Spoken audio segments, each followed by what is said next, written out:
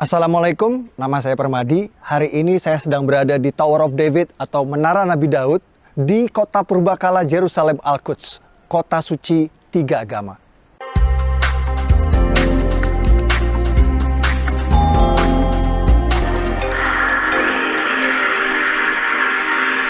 Kenapa urusan Israel-Palestina ini gak kelar-kelar, gak damai-damai? Saya di sini mau cross-check langsung di TKP dengan harapan yang nonton video ini bisa memahami apa yang sebenarnya terjadi di sini.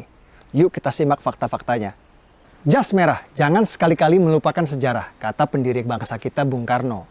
Agar bisa memahami urusan Israel-Palestina ini, kita perlu tahu sejarahnya dulu. Karena tanpa tahu sejarah akan sulit bagi kita untuk mengerti kenapa kedua belah pihak ngotot merasa berhak atas Palestina. Jadi, ikuti ulasan sejarahnya dulu ya. Do you think Arabs are natives of Palestine? They're from the region, but not originally. Kekeliruan orang pada umumnya adalah mengira bangsa asli Palestina itu adalah Arab Muslim, padahal faktanya bukan. Palestina berasal dari kata Filistin, dan berdasarkan keterangan yang saya dapat di Museum Filistin di sini, bangsa Palestina berasal dari Pulau Kreta di Kepulauan Yunani. Mereka berlayar dari Pulau Kreta Yunani dan menetap di tanah yang kita kenal sekarang dengan nama Palestina. Jadi bangsa Palestina aslinya bukan Arab Muslim, tapi orang Yunani kuno. Waktu bangsa Filistin kesini dari Yunani, daerah ini dulu belum bernama Palestina. Daerah ini dulu masih bernama Kanaan atau Tanah Kanaan. Apakah waktu itu sudah ada bangsa Arab dan Yahudi di sini? Jawabannya belum. Bani Israel atau bangsa Yahudi baru datang ke tanah Palestina setelah Nabi Musa meminta kepada Fir'aun Raja Mesir untuk membebaskan mereka dari perbudakan. Setelah terbebas dari Firaun, Nabi Musa membawa Bani Israel atau bangsa Yahudi ke tanah yang dijanjikan. Itulah tanah yang kita kenal sekarang dengan nama Palestina.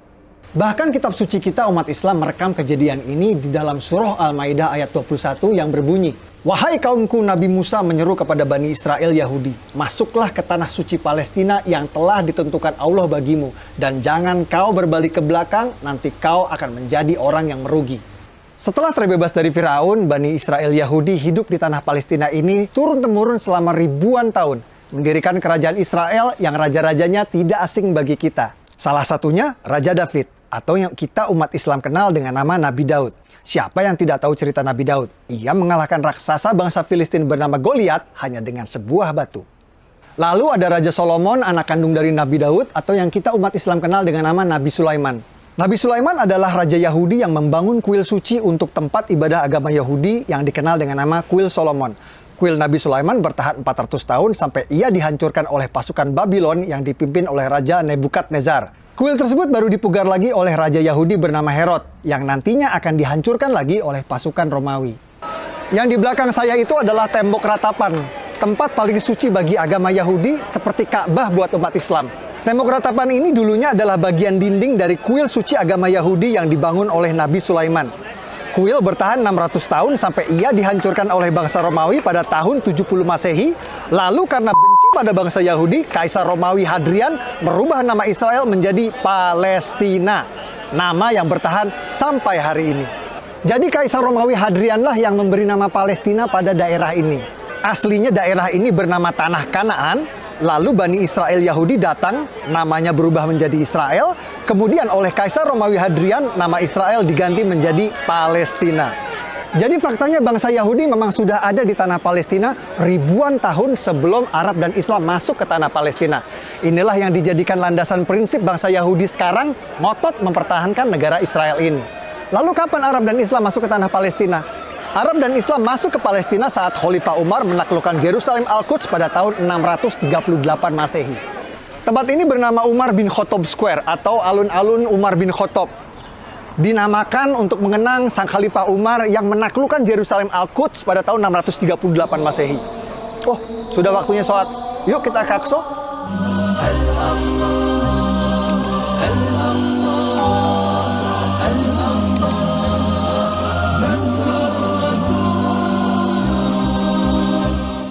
Waktu Khalifah Umar ke sini, Masjid Aqsa Qibli ini belum ada. Dome of the Rock atau Haram Al-Sharif, tempat Nabi Muhammad Isra Mi'raj juga waktu itu belum ada. Waktu Khalifah Umar ke sini, yang ada di sini adalah sisa-sisa reruntuhan kuil agama Yahudi yang dibangun oleh Nabi Sulaiman dan dihancurkan oleh Romawi. Di atas reruntuhan kuil Nabi Sulaiman inilah Khalifah Umar membangun masjid sederhana beratapkan kayu yang nantinya dipugar oleh Raja Dinasti Umayyah Sultan Abdul Malik bin Marwan menjadi yang kita kenal sekarang dengan Masjid Aqsa. Dome of the Rock Haram Al-Sharif baru dibangun oleh Sultan Abdul Malik bin Marwan, Raja Dinasti Umayyah pada tahun 688 Masehi. Dan Masjid Aqsa Qibli baru dibangun pada tahun 705 Masehi. Kedua bangunan tersebut baru ada 70 tahun setelah Nabi Muhammad wafat. Sampai di sini mungkin ada yang bertanya, lalu bagaimana dengan surat Al-Isra ayat 1 yang menceritakan perjalanan Nabi Muhammad Isra Mi'raj ke Masjidil Aqsa? Simak wawancara saya dengan sejarawan arkeolog ahli situs-situs purbakala di sini. Guys, hari ini kita bersama Dr. John Seligman, sejarawan arkeolog ahli situs-situs purbakala bergelar Dr. S3. And the area of the Sakra, the rock, where Muhammad had risen to heaven to go and meet the prophets, as described in Surah Al-Isra, what is meant by the word Aqsa. The word in English, Aqsa, is the furthest place. It doesn't say the word Jerusalem at that time, but that immediately is understood. When Umar enters Jerusalem, he would have mostly found an empty space, and for that reason he builds a small mosque on what is today known as the area of the Al-Aqsa Mosque. The first mosque was built by Umar, and that was replaced by a later mosque built by Abdul Malik. Menurut penjelasan para ulama, Masjid Aqsa pada ayat tersebut bermakna masjid terjauh, juga mempunyai makna tempat bersujud. Jadi yang dimaksud Masjid Aqsa pada ayat tersebut bukan ini, juga bukan ini, karena kedua bangunan ini belum ada pada waktu itu. Arab dan Islam berkuasa selama 500 tahun sampai kerajaan Kristen Prancis datang. Atas perintah Paus di Vatikan, pasukan Prancis datang menaklukkan Palestina yang kita kenal sekarang dengan istilah Perang Salib. Raja Kristen Prancis mendirikan kerajaan Yerusalem dan berkuasa di Palestina selama 100 tahun sampai akhirnya dikalahkan. Setelah 100 tahun, akhirnya Prancis menyerah pada pasukan Raja Salahuddin Ayyubi yang berhasil merebut Palestina kembali ke tangan Islam. Setelah era Raja Salahuddin Ayyubi, Palestina sempat beberapa kali pindah tangan.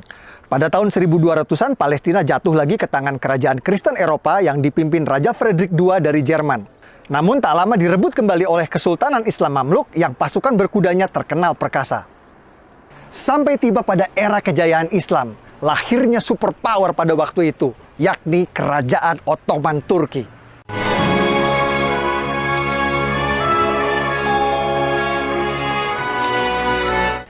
Ottoman Turki menguasai Palestina selama 400 tahun. Namun Ottoman Turki tidak punya visi seperti kerajaan Kristen Eropa untuk membangun Palestina. Ambisi Sultan Ottoman justru memperluas kekuasaannya ke Eropa. Ottoman fokus menaklukkan kerajaan-kerajaan Eropa dan Palestina menjadi sebuah provinsi yang terlupakan. Setelah 400 tahun terlupakan, Palestina lagi-lagi akan menjadi ajang perebutan berdarah yang akan berlangsung sampai hari ini. Semua berawal saat Perang Dunia Pertama terjadi.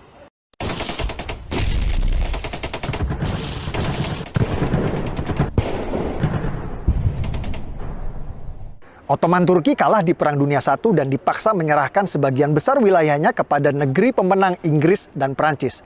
Provinsi Suriah dan Libanon menjadi milik Prancis, Provinsi Palestina dan Jordan jadi milik Inggris. Inggris mengganti nama Palestina menjadi British Mandate Palestine. Lalu Perdana Menteri Inggris langsung mengambil inisiatif mendukung pendirian negara Israel di Palestina lewat deklarasi Balfour yang berbunyi, "Pemerintahan Yang Mulia Ratu Inggris mendukung pendirian rumah nasional untuk bangsa Yahudi." Tidak pakai lama, Inggris langsung memfasilitasi migrasi besar-besaran Yahudi dari Eropa, bahkan memberikan proteksi keamanan bagi mereka di sana, walhasil populasi Yahudi di tanah Palestina pun meningkat pesat. Lonjakan imigran Yahudi di Palestina menimbulkan gesekan dengan penduduk Arab yang berujung pada konflik berdarah. Tahun 1920, warga Arab menyerang pemukiman Yahudi di Yerusalem, menewaskan 5 orang yang dikenal dengan kerusuhan Nabi Musa. Persekusi Arab terhadap Yahudi terus terjadi selama 9 tahun. Puncaknya tahun 1929 menewaskan 67 warga Yahudi di Hebron. Ini headline koran Prancis yang memberitakan situasi pada waktu itu. Inilah cikal bakal konflik berdarah yang akan berlangsung 100 tahun sampai hari ini. Pada tahun 1947, Perserikatan Bangsa-Bangsa PBB menerbitkan resolusi pendirian dua negara di Palestina, negara Yahudi dan negara Arab. Warga Yahudi langsung menerima tawaran ini dan mendirikan negara Republik Israel.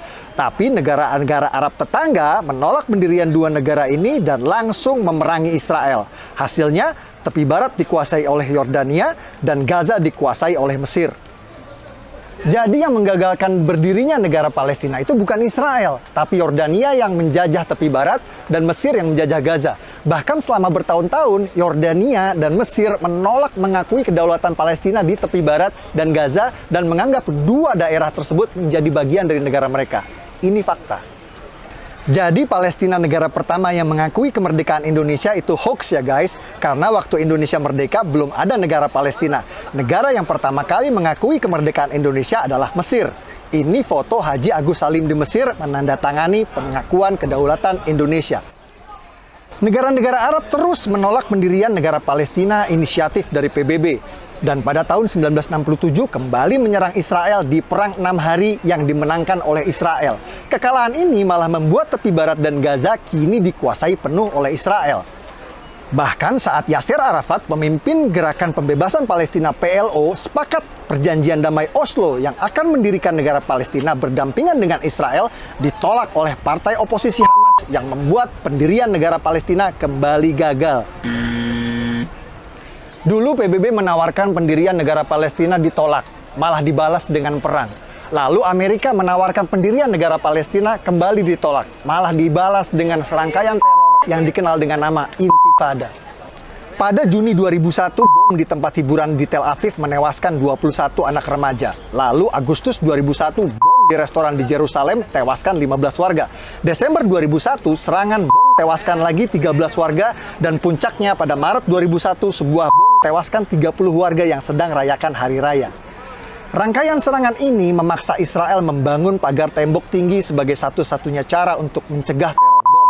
Dan rakyat Palestina yang tadinya bebas ke Israel untuk bekerja sekarang tidak bisa lagi. Jadi yang paling menderita dari teror intifada ini adalah rakyat Palestina sendiri. Sepertinya perdamaian memang sulit tercapai di sini karena setiap ada upaya menuju perdamaian selalu ada pihak-pihak yang berusaha untuk menggagalkannya. Tahun 2007 saat Presiden Palestina Mahmud Abbas sepakat dengan solusi dua negara, oposisi Hamas malah sengaja menembakkan roket-roket ke Israel sebagai tanda mereka menolak solusi damai tersebut.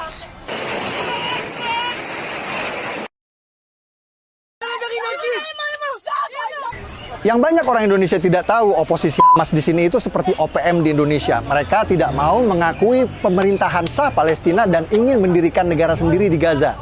Serangan-serangan roket Hamas ke Israel menyebabkan Gaza diblokade dan rakyat Gaza menderita. Simak apa kata warga Gaza soal Hamas.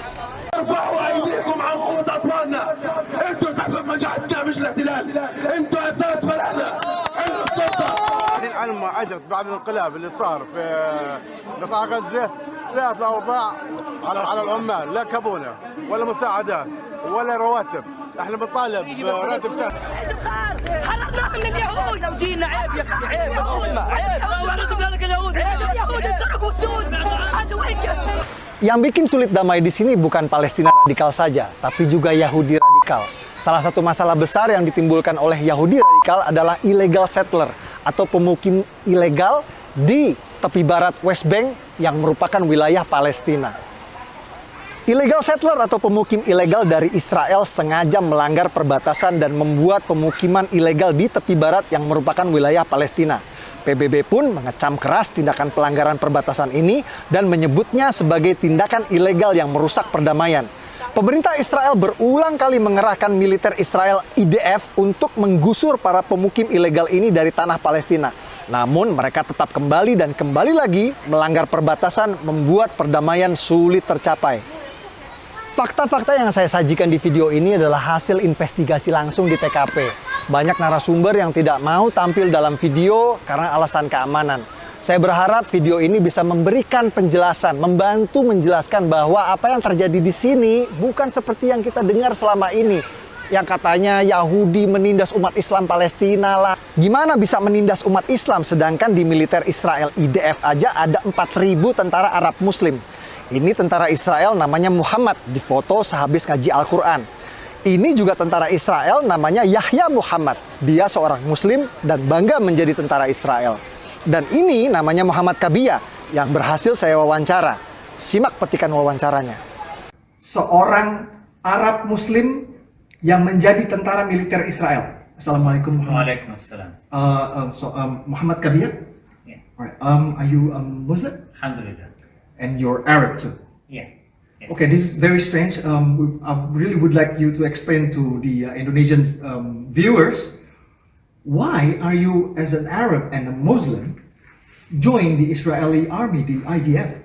Isn't that like you are, battling against your Muslim brothers? No, I'm battling and fighting against the terror, and the terror no have brothers, and I'm Israeli. And it's not a religion war, it's a war between a country want to be and between two organizations that using the Islam name for their agenda. Fakta-fakta seperti ini tidak pernah diberitakan di tanah air karena fakta tidak laku dijual. Yang laku dijual adalah berita sensasional meskipun sering bertolak belakang dengan fakta di lapangan.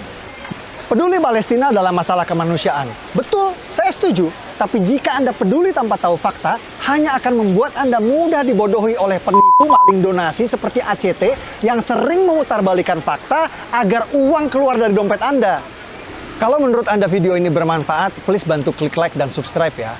Untuk membantu algoritma YouTube agar video ini bisa ditonton oleh lebih banyak orang.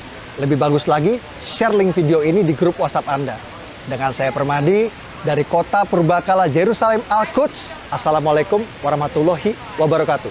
By the way, kalau ada yang tanya apa kapasitas saya membahas sejarah, saya adalah seorang pemerhati sejarah yang sering diundang TV nasional. Seragam legioner. Trup legioner itu trooper atau prajuritnya dari kerajaan Romawi. Romawi. Bang Endi. Oke. Ya, semua sejarah kita cinta. Permadi, Ya, siap Bang. artinya selain Sudah ditulis dalam berbagai literatur yang ditulis sama sejarawan Amerika. jadi setidak-tidaknya teman-teman ini mengatakan Jadi kita ini komunitas reka ulang sejarah, Dindi.